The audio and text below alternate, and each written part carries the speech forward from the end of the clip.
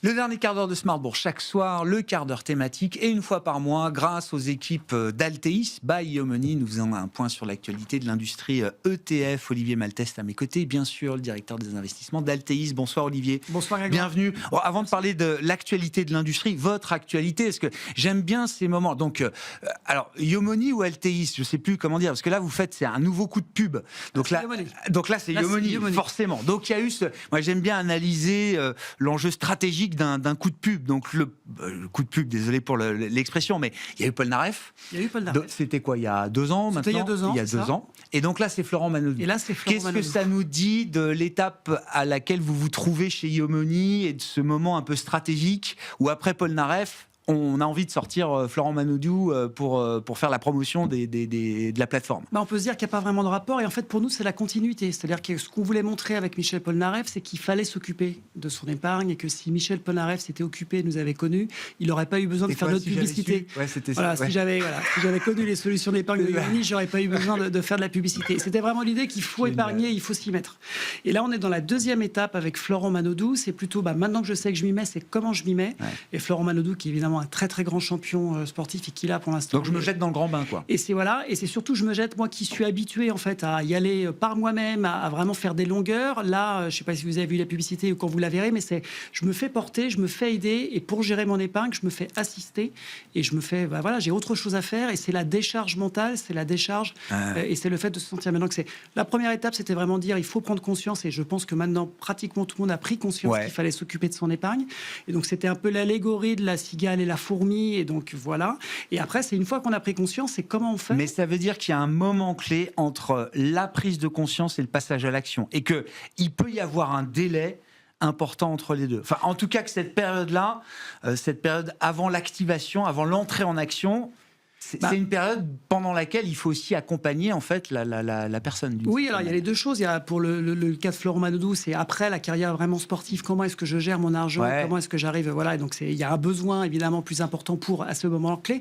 Mais en fait, on perçoit ce qu'on perçoit par le biais des volumes, ce qu'on peut voir par l'AMF et ainsi de suite, c'est que les particuliers se mettent de plus en plus à épargner. Le taux d'épargne en France n'a jamais été aussi important.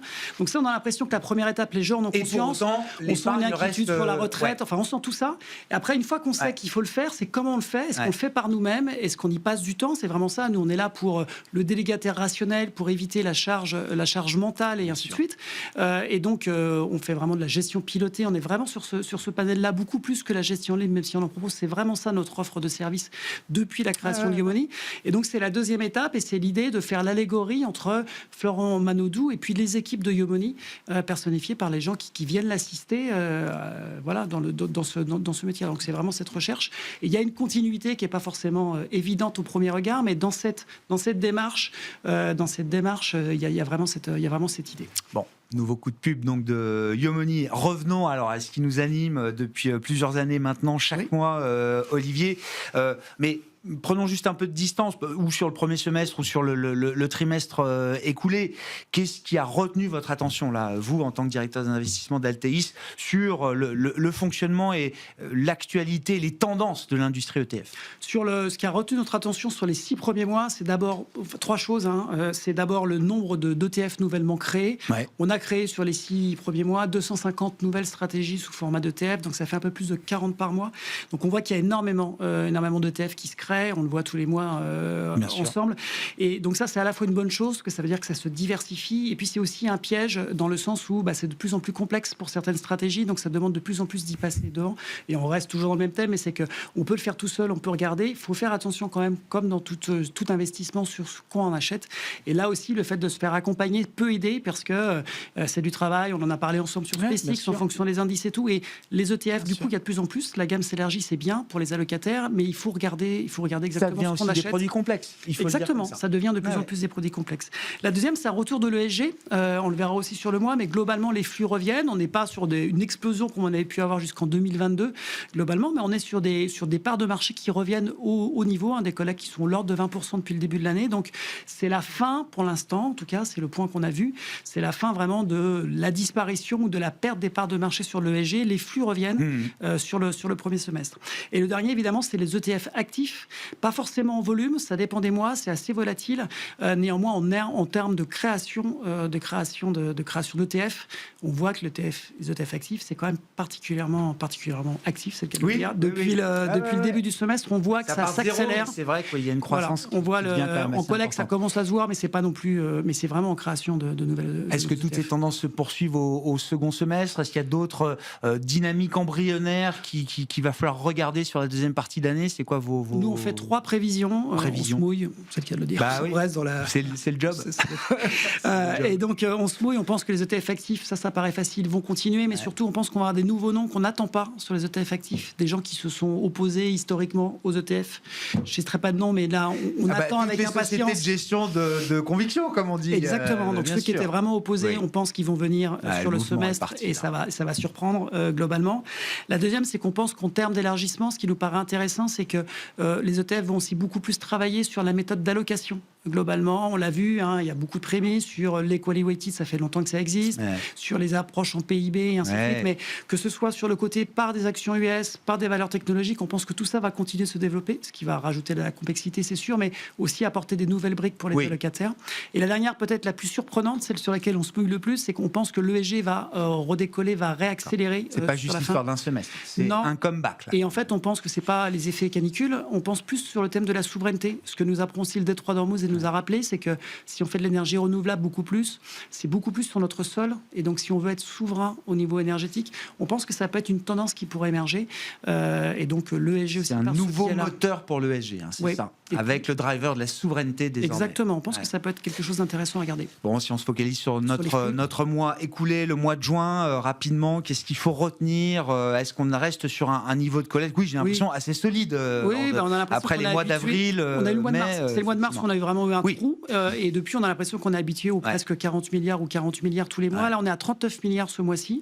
Donc, ça fait 225 depuis le début de l'année, plus 40%. Par rapport au record de 2025. Donc, tout se porte bien. Malgré le petit trou en mars, on est à plus 40%.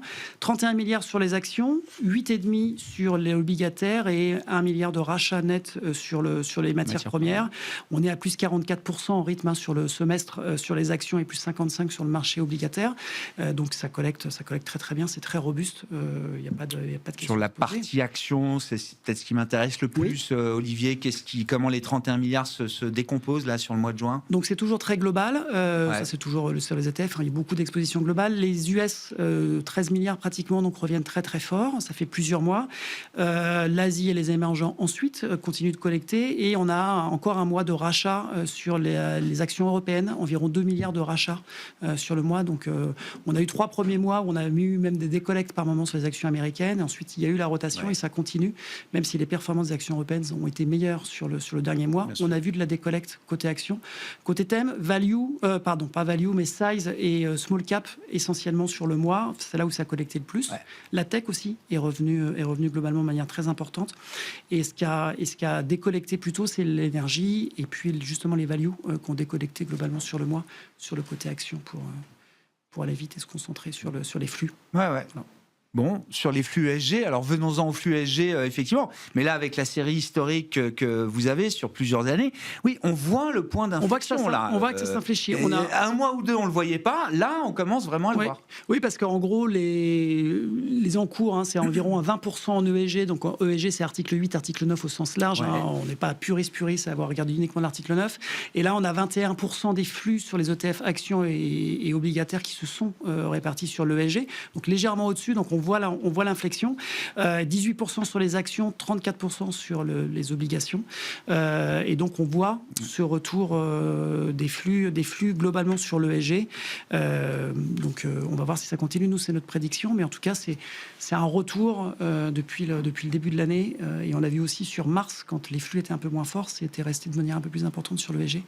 Donc, non, mais à surveiller au second semestre. L'ESG n'est pas mort. Le retour même, le comeback de de l'ESG. Sur les émetteurs, est-ce qu'il y a des choses particulières à dire? Parce qu'il nous reste 2 minutes, Non, Olivier. Sur les émetteurs, c'est un trimestre à émetteurs américains. BlackRock, comme souvent, et pratiquement tout le temps. Vanguard, ensuite, et State Street avec SPDR. Donc, c'est les 3 plus gros émetteurs. Ensuite, Xtrackers et Amundi. Donc, voilà pour les flux. En termes d'encours et de répartition, ça ne bouge pas énormément. Hein. Ça bouge un petit peu, mais ce ne sont pas non plus énormes. Peut-être juste sur les lancements, 30 lancements globalement. Donc, c'est un peu moins que d'habitude, mais c'est quand même relativement costaud. Dans ce qui m'a... Donc, 25 actions, 5 obligataires, toujours de l'ESG aussi, toujours de l'actif. Ce qui m'a un petit peu attiré, 2 choses peut-être sur l'action.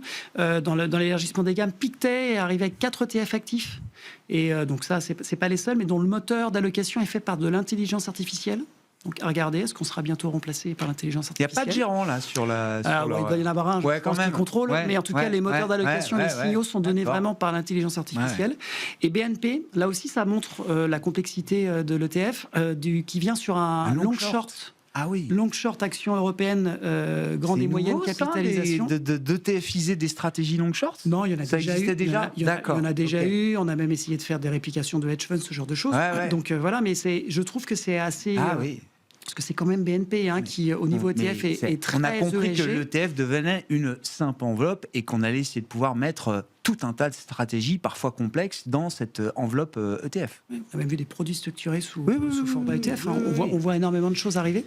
Et donc, je trouve que c'est assez symbolique, parce que c'est BNP quand même, donc c'est un gros acteur. C'est pas un gérant de conviction qui vient lancer son ETF. C'est BNP en tant que gérant indiciel, habituellement. Donc là, ce sera de l'actif. Mais voilà. Un mot du positionnement là pour les clients de Yomoni ou d'Alteis qui s'interrogent avant l'été. Qu'est-ce que vous avez pu bouger ou pas d'ailleurs dans les portefeuilles, dans les stratégies, Olivier? On vient de tenir un comité d'investissement sur lequel on a décidé de remettre un petit peu de risque sur les diversifiés. Donc nos profils complètement actions sont toujours investis complètement en actions. Et on a remonté, du coup on était à 45 sur un profil équilibré, normalement 50-50 sur du long terme. On est repassé à 47,5. Donc c'est modeste, mais on s'est dit que c'était le moment avant les résultats potentiellement de reprendre un petit peu de risque en restant quand même prudent. Et on l'a fait surtout en rajoutant du coup un pari sectoriel sur la santé qu'on avait longtemps eu, et on se dit voilà, ça va diversifier un petit peu le portefeuille globalement. Nous on attend toujours et on croit toujours que c'est l'un des domaines sur lesquels l'intelligence artificielle devrait porter ses fruits premiers. Et donc voilà, et puis on reste toujours nous surpondérés sur les actions américaines par rapport aux actions de la zone euro notamment, et on attend de voir ce qui se passe. Évidemment on peut pas prévoir ce que fera Donald Trump et ce que donnera le conflit, mais on reste prudent, mais on a remis un petit peu de risque globalement en se disant qu'on allait rentrer dans un scénario micro. Exactement, et on pense qu'on aura des bonnes nouvelles. A été effectivement d'excellentes factures. On aura les résultats qui commenceront à monter en puissance à partir de la semaine prochaine. Merci beaucoup, Olivier. Merci, Olivier Maltès, directeur des investissements d'Alteis.